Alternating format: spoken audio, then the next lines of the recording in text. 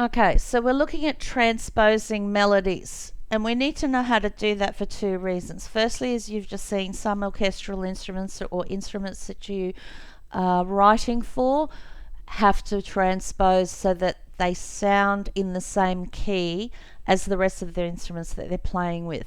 But of course, the other reason that we learned how to transpose, and transpose instantly, by the way, is because if you're playing for a singer and they come with a cold and they need to change the key because with their cold they can't sing as high, it's not unusual for a singer to say, hey, yeah, we've been rehearsing this song in F major. Can we make it C sharp major now, just for tonight? And of course the whole band goes, hell no, and changes it to D or something like that, which is a better key. Unless you're a transposing instrument. So you've also got to keep in mind if there's any trumpet players or any clarinet players or saxophones in your band. So you've got to know who can play in what key so that everyone gets a reasonable key, especially if you're instantly transposing. Okay? So, how to transpose? Well, the typical question you'll get for this grade is going to ask you to transpose a melody either up or down into a new key. You will never go from a major to a major to a minor key, or a minor to a major key. It will always be from major to major or minor to minor. So that's a typical question that you'll see there. So what do you do and how do you answer it? Well, the first thing that you do is write out the scale degree numbers for each of the keys. So you start with the old key, and this one's telling us that we're in the major key, right? So we know that this one's in B flat. So the first thing you do is you write out all of the notes that you would find in a B flat scale. So B flat, C, D, E flat, F, G, and A. And then in the new key, in this case it's telling us it's F sharp major. In the new key, then you write out all the notes that you'll need in that key. So leave out the sharps to start with. F, G, A, B, C, D, and E. And then from there, work out from your key signature what sharps you're going to need. So F sharp major has how many sharps? 6. You sure? Yes, you're right. So, Father,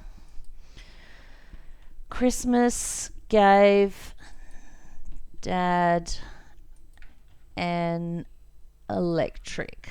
And there are all our sharps. Now, the reason that we've done this is so that when it comes time for us to actually write the new key from the old key, we actually know what we're doing. So, the first thing you do is in the new key is write in the scale degree numbers. Okay?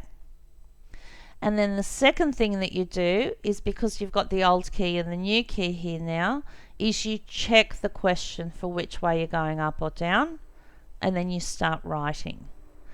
So I'll just give you a sample to get us going for now.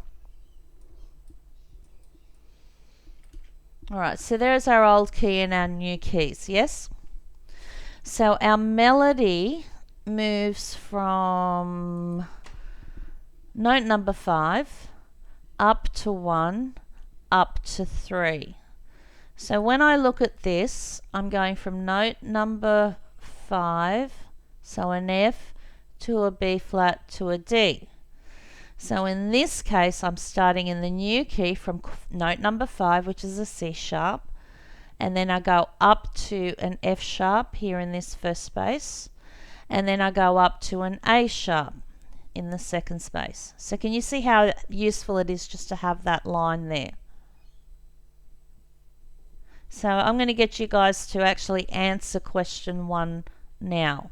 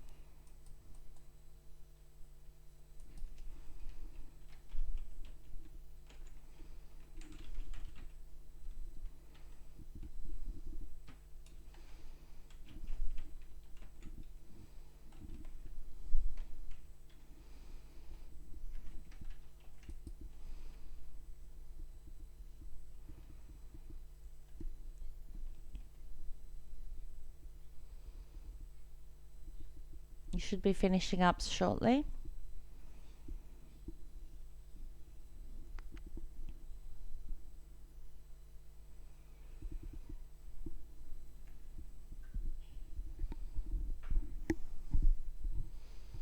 Last 10 seconds.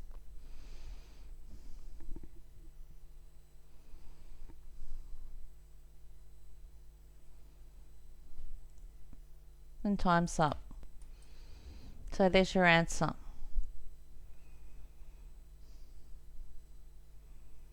And you'll notice in the first bar there's a double sharp, because you do have to double check. From the original, there were additional accidentals. So what you have to do is think about what that accidental was, and then go up a semitone from what you've already got in the scale. So how many of you got that right? Yay! Good job. All right. The rest of this lesson, would you like me to go through these again? Or are you fairly clear on what to do in transposing? Okay, good. Everyone seems to be very comfortable with that. Alright, so the only other thing that I'd like you to do is to complete the questions over the next few days for lessons 10 and double check your answers. If you find there are any that are wildly inaccurate, please contact me, or prepare to do some theory in your piano lesson when I next see you.